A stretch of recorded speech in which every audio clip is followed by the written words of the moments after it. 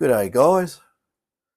Going to do one about these batteries for the GPXs and how to improve the audio from them. I've got one here and it's raspy as, and yeah, I've done a bit of a repair on it because it did blow up. Basically, a piece of metal went down into the plug and shorted out the audio amplifier, or basically shoved power onto it and blew it up. Anyway, I fixed it, but it's still got raspy audio, and I went on a bit of a hunt and I found out what to do. So I'm going to show you what to do. And Brian, I got your detector. As you can see, I got your badge. You sent your patch. Yeah, so yeah, as I just put it there, I didn't stick it there. Yeah, so there you go, Glendale, in Arizona. Good day to Brian. I found out why your detector had issues. It had on the where I put some what do you want to call them? I suppose you call them ceramic resistors. They're longer than normal, and it's had a hard knock, and one of the resistors got a crack through it. So it's probably not a good idea to replace it with the longer resistors, probably shorter ones.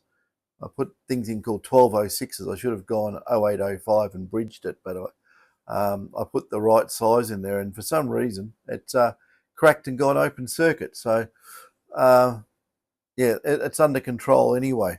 But on this one, it's the batteries. If I drop that down, there's a battery there. I've got the board out, and I'm going to show you guys how, if you want to do it yourself, you don't even need to buy parts. Well, you can, but you don't need to. You can just swap 4 parts over, change the positions of 2 parts to where another 2 parts are, and those parts back to where those came from, and the audio is beautiful. Oh dear me, burp. Oh dear me. Okay, so what I'm going to do, first of all, guys, when you do these, I'll just take everything off it.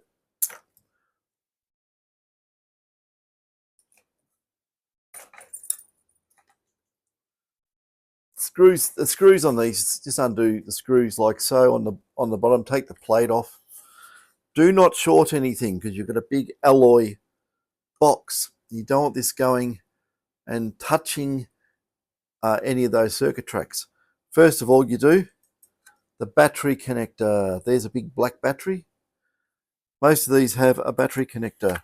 Squeeze it and pull it. Comes off. Now we can't blow anything up on this. I have to get something very pointy, and I think I'll use one of these Chinesey multimeter leads. I'll get right in. If it's long enough, it's probably not long enough. I'll just kick the tripod. How about I get a screwdriver? Get a screwdriver down here. Okay. I'm not going to go over the whole details of how this works. I'm just going to point out what we need to change. And you might need to zoom in. So first of all, what I've done, there's 2 3-legged diodes there and there. Okay, they can cause rectification with signals even from your coil and any radio waves and towers, and it can mix with the audio. And basically, I've looked at the input of these. You do not need those diodes. They're BAT54s, BAT54s. They start conducting at about 0.2 of a volt or something, but you don't need them because they go through some high value resistors which are here. Now, if you want to do this, I'm going to do it in detail for you. So I've just got rid of the 3-legged diode there and the 3-legged diode there. You can leave them there if you want. You don't have to have them, or you can leave them there. It's probably not going to make much difference, only that I know about diodes and rectification with this sort of stuff. And Yeah, because we've got strong fields from coils. You start using big coils, maybe you're going to, get into the leads and stuff, and it, starts conducting or partially conducting through these diodes. So yeah, I flicked them out. Now, there's a resistor here. There's three very small resistors. 1, 2, 3. Don't worry about the middle one. Worry about the two on the outside. Both of these resistors are 10,000 ohms, 10K. So what I've done, I actually removed the one on the outside here, and I removed one on the outside here. These go to the inputs of the audio amplifier IC, which is a LM4898 for memory, and it's called GB3. I think that's its code. Anyway, these are pretty robust. They don't blow up. These things here blow up all the time. So they're just CMOS switches. I've been over these before, and yeah, if you find the audio super distorted and really just sounds crazy, replace both of them. They're cheap anyway. If usually one just fails, but you can replace both of those things there. You've got six legs or 5 legs, whatever they are. I think these are the 6-leg version, are they, or 5-leg? Anyway, whatever they are, I haven't got my magnifier specs on to look. Actually, how about I put my 4 eyes on and get right in there, because it's like counting legs on little black ants. It's really damn hard. So I'll put the 4 eyes on and I'll go for a deep dive in there and tell you exactly. Okay, because it's got a bit of resin on there because I fixed it up before. It's hard to see. Okay, they are 6-leg devices, that one and that one. But anyway, we are on to a different thing here. Now, that one there, that resistor, I unsoldered. It's very small. You can actually heat up both sides at one time and it will come off. And the same on that one again. That was Zachary. So take that off and that off. And on this one, well, I've already done a little bit of an addition to it, but I'll explain. These here, the black resistor there, not the capacitor I've stuck on it. I'm looking at the board and my arm's probably going to go down, isn't it? So hang on. How about I do this just in case, okay? So on here, what I've done is you can see there, that resistor, the little black thing, not the thing over on this side of it, but that one there, and that one there. I swapped that for that and that for that. These resistors here are 20,000 ohms, 20K. So I've just taken that and stuck that there and stuck that there and stuck that one on this side to there and that one that was there to there. So the 10K becomes a 20K, and the 20K here, you replace it with the 10K. So 10K becomes 20K, 20K becomes 10K. You just swap the resistor positions. And also what I've done here, these are feedback resistors for the differential amplifier chip. And just to cut down the high frequency response, where all the hiss lives and stuff like that, I've also put across the resistor 1,000 picofarad capacitors, 1 nanofarad capacitors, just ceramic capacitors. I've just put them, soldered them across. So it's joined there and it's joined there. You can put them on top, you can put them beside, as long as they don't touch anything else. There is track work there, but it's on the same output going out and the same input, so it's not going to do any damage. So I've already done that. Now what this does, it doesn't pump, it basically when you plug the detector in, it's not pumping the audio amplifier as hard as what it does. And I've always noticed on these, when you go over a target, it makes this horrible, the reverse sound. As you approach the target, it generates triangle waves and sine waves and all sorts of VCO waveforms. But when the target goes away from the coil, it jumps into square waves, and it bloody well sounds horrible. It just does. It's really graunchy, a graunchy sort of a sound. If you've ever noticed it, you can probably turn your audio down in your detector way down low, but that has other issues that can cause. So what I've done, I've actually done the experiment by changing those 4 little resistors, and it's making sure that wasn't on. Otherwise I'd have melted 4 eyes. But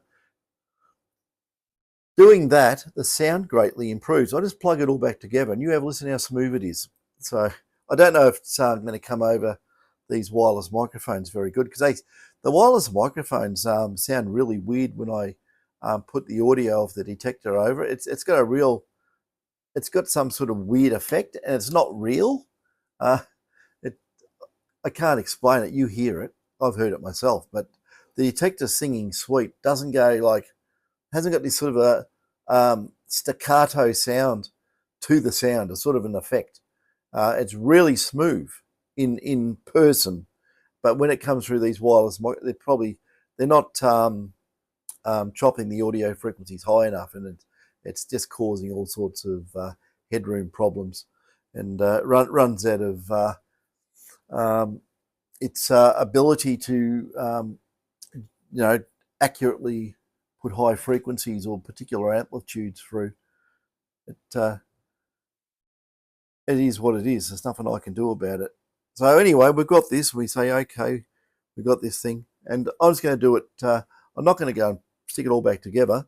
And by the way, when you pull it out, mark the channel it come out of.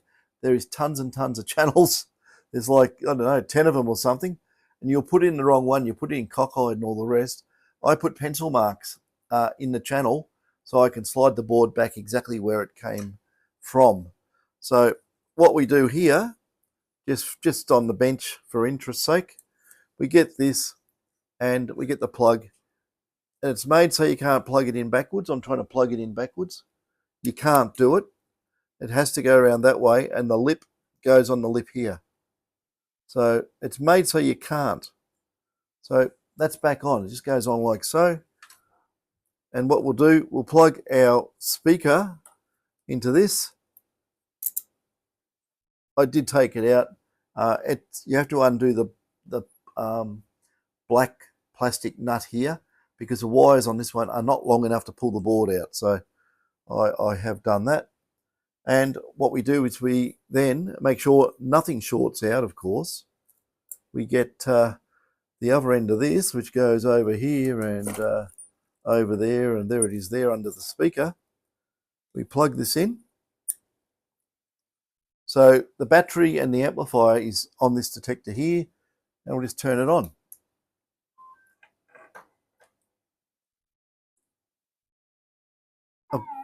And I just noticed I got the tripod right next to the coil, as you can hear. Okay. It'll probably sound horrible over this microphone, but I've really damped down the sound. You can crank it up on the detector, but if you've got a speaker and it's up near your ear, that's amply loud enough for sure. You don't need big booming speaker near your ear. You're not in a disco. But anyway.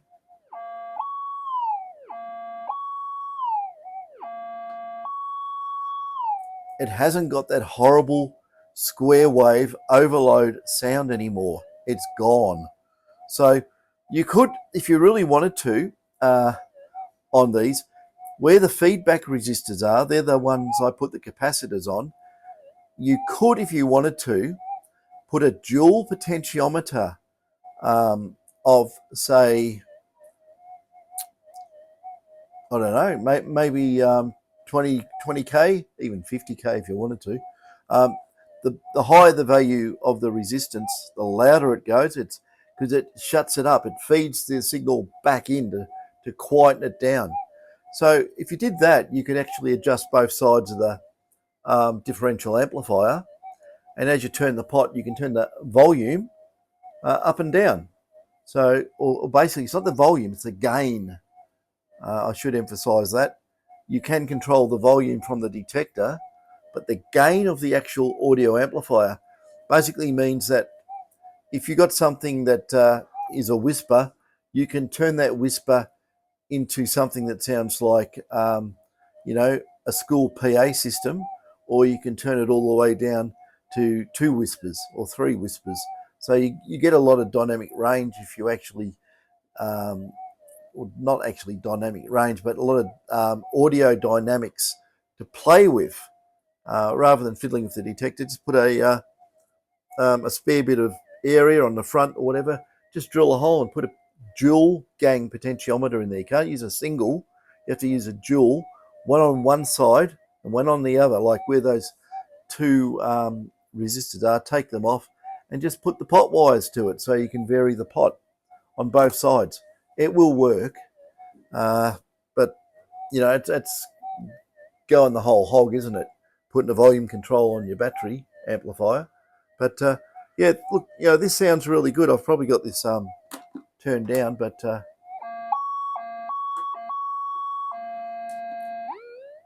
it also sounds better through headphones. A lot cleaner and not as graunchy on your ears. So anyway, it's really easy to do. And if you want to do it, you can put your own resistor values in there as well. Instead of saying, okay, on the input, we're going to have 20Ks, you could leave the existing 10Ks and buy some more 10Ks. God, they're worth about 2 cents each. And buy some more, you know, 10Ks, 5K, 15K, whatever. Whatever you think that where you want to get the sound. Just remember, on the feedback resistors, the lower the value, the less sound you will get out. I mean, you can make it really pump out the sound, but you have to overload the coil and everything to do it.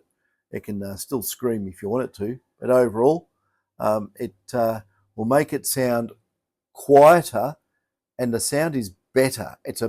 You don't want to run those amplifiers trying to push out 1 watt power or whatever they're meant to put out. You want to just have it sitting there going along at, you know, 50 milliwatts or so of power, even less. You don't need a lot of audio grunt, just sitting there on the threshold. So it's an easy one to do, and I've done it for myself on this one because I did, like I say, I did repair it, and it still sounded like a bucket of bolts. It sounded all right in the attack, but the come-off signal was horrible and it was distracting. So just fixing up the feedback network there, and also removing the diodes and just increasing the value on those input resistors. I mean, with 20K on the input, you could probably shove the battery voltage up it, and it's probably, the audio chip's going to survive, because 20K is going to limit the current to just a couple of milliamps, if. So it's probably self-protecting in itself like that. And yeah, I don't know what to put the diodes there for anyway. I don't really understand, but they are there, and you can remove them. But like I say, they are high-speed diodes. They can do radio signal rectification and then inject it into your audio. It's just a possibility. Also, if you carry a mobile phone or walkie-talkies and stuff like that, it can actually happen.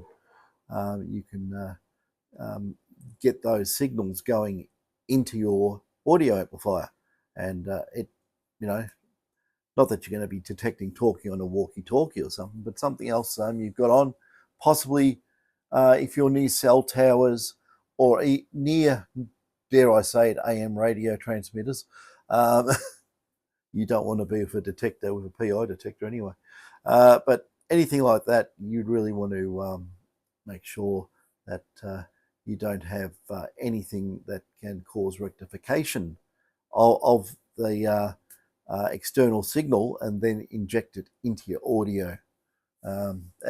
It's a thing that can happen. It's not going to happen all the time. It's not very likely until you put yourself in that situation for it to happen. So yeah, pretty simple thing to do. And when you put it all back together, don't connect the battery until it's all back together. And when it's all sitting nice, then plug the battery back in. So you don't want to drop it and it sort of hits the side of the box because it's all conductive and it can blow things up. So yeah, that's that. To be safe, just leave the battery off like so. And to put it all back together, just take the speaker off. We'll take the power off. Well, supply to the detector. And I'll stick it here. I'll bend that down like so.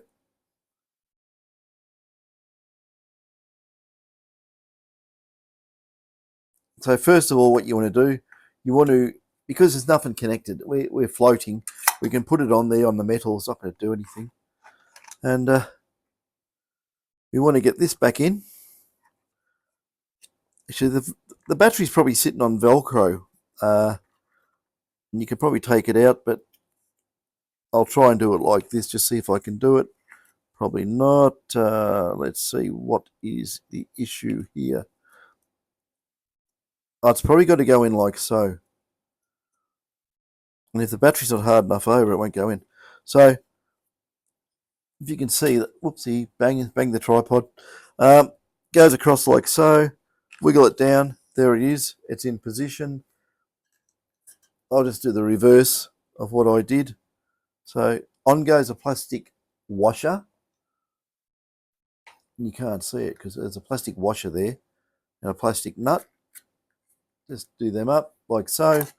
You can probably leave it that tight. It's not going to fall out. And then because I've done that, I can't get the board back in. See, the leads aren't long enough to line up and get it in.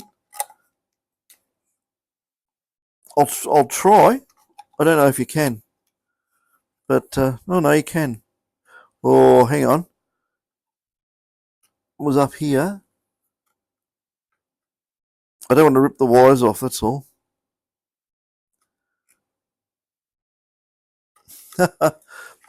Well, no, we're not going to do that. You know why? Because I just ripped one of the wires off. I was trying to pull it too hard. And as you can see, there is a red wire. It's probably a good idea to check all these wires anyway, because I actually had the black one. The black one here just fell off, and I put that back on. So you can see where they go. Yellow, green, red, black, and they actually look a bit tatty. I'll just touch them up. So up we go again. Let's put that on the bench. The thing, as soon as you have wires, you have any wires you bend or move, the strands break because they just do. For no reason. So yeah, I've redone that one. So that one there's come right off. So I'll just trim that rotten bit off on the end and do that. And I'll stick it back down.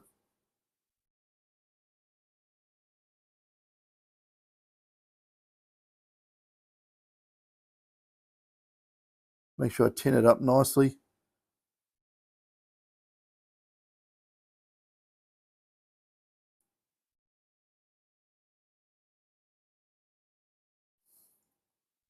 Okay. Give that a touch. They all look okay. So I'll go back down here and do it on the knees. Things we do. So the thing is, you want to get on the right guide channels here because the LED here has to go through that hole. And if it's not in the right guide channel, it's going to be banging in there or banging in there. So we don't want that. So what we should do, pull the power back, stick it in the guide holes where you've marked. So I'm running in the pencil lines there. So that's where I've marked it. So we can put that in. Dear me, I'm being too rushed doing this. So I'll try again because I put the wires in the wrong spot. Okay, in there you go. And down there. Okay, we're in the pencil marks. Done. Now you can push the board in like so, and then you can work on putting this bit in. Okay, so we'll do it round that way. Like that should go in perfectly okay like that. Or you can do it that way. It doesn't make any damn difference. I think it actually come out this way. So we'll go in here and aim it in the right direction. Or maybe it did go that way. Actually, I can't remember. But anyway, that's probably the way it goes. The foam next to the case. It's got a slide-in piece of very slippery plastic there to get it in. As long as the wires don't come off, you don't really have to worry. Just push the board in so you got some slack. And there we go. Put the washer on, which is plastic, and we put the plastic nut on like so. Now that is all in position. Make sure the wires don't get crushed or anything. Just poke them down there, poke the board there, lift this up, move this black wire because it is getting crunched into the battery. So it all sits like so. That's how it is. And you can tell if you're in the right spot because if you put this on like so, the holes should line up and the LED should line up as well. But don't do that just yet because it's the last thing you do. So we put our battery connector on. Nothing can short out because it's all in a guide channel. And if you put this on, you'll never get the lid on. So you got to do that. Poke everything down. Make sure it's not going to snag. Get your lid. Now, obviously, this Super Gold Find is a knockoff of the, and you want to be technically correct. I put that on upside down, I think. Yes, it goes this way. I just read the writing, so I was round the wrong way. It looked like it was upside down all the time, but not to worry on that. So there it goes, and push down so it sits in there all nice and flush, and that's how it goes on like that. And we line up the LED, and then we can put our screws in. And lo and behold, we got to put this plastic thing on as well. And if you notice with the plastic thing, don't put the metal or the plastic over the metal and put the screws through because the screws will crack the plastic.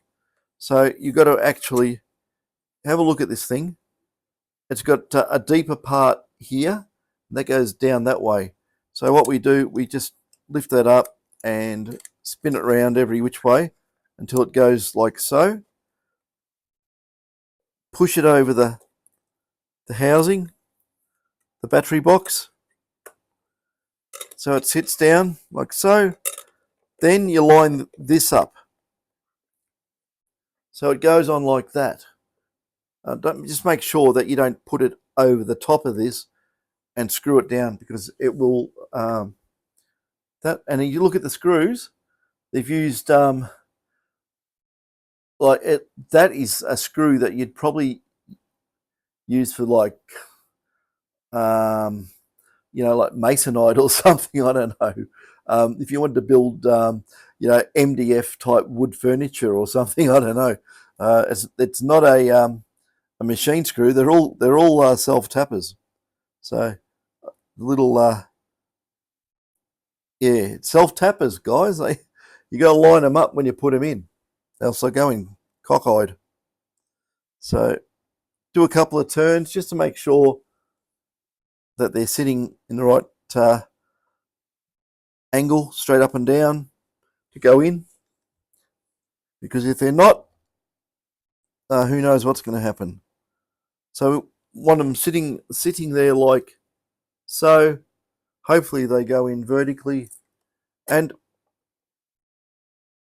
I found even though they're very small screws, I use I think this is a number zero size Phillips, or it might even be a posi drive bit.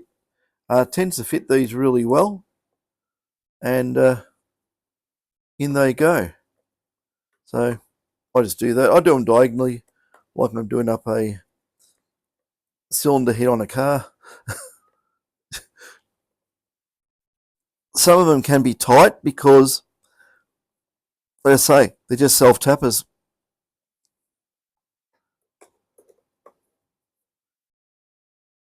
That's loose. It depends how they go in. If they follow their own way in, or they follow the existing old channel that was made when they were put in. So there we go. And you know what's happened, don't you? When I wiggled it round, I didn't look. The charging LED has disappeared. So we won't know if we've ever charged it now. Oh, dear me.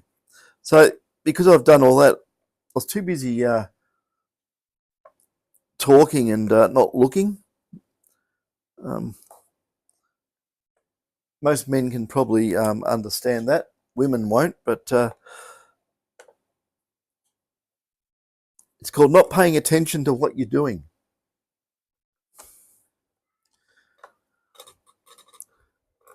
Normally they have a little plastic shroud in there and 2 wires to the LED, but on this one, no, we've got to stand him up.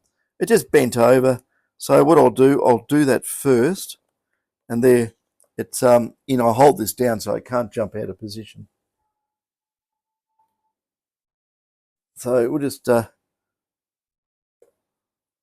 put a screw or 2 into it so it doesn't play up.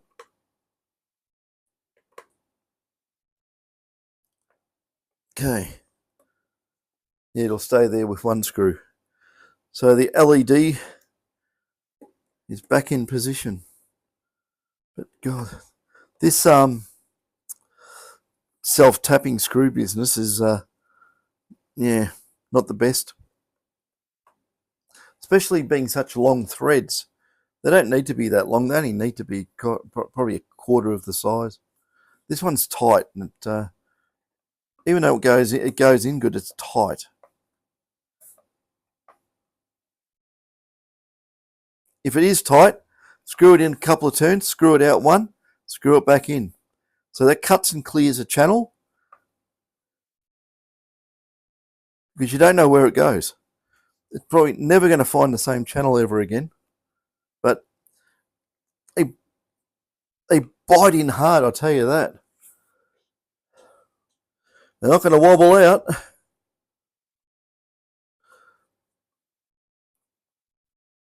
So yeah, wood screws into aluminium. Everything in China is done like that. So at the end of the day, we have our clone battery back to how it's meant to be. And if I plug in speaker and find the end of that, which is there, so many these 5-pin connectors around the place, in there, and we turn it on.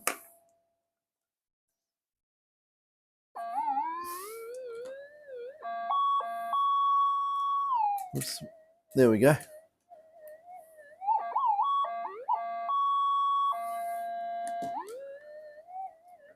So that's how you can tame your battery audio and make it a lot nicer to listen to.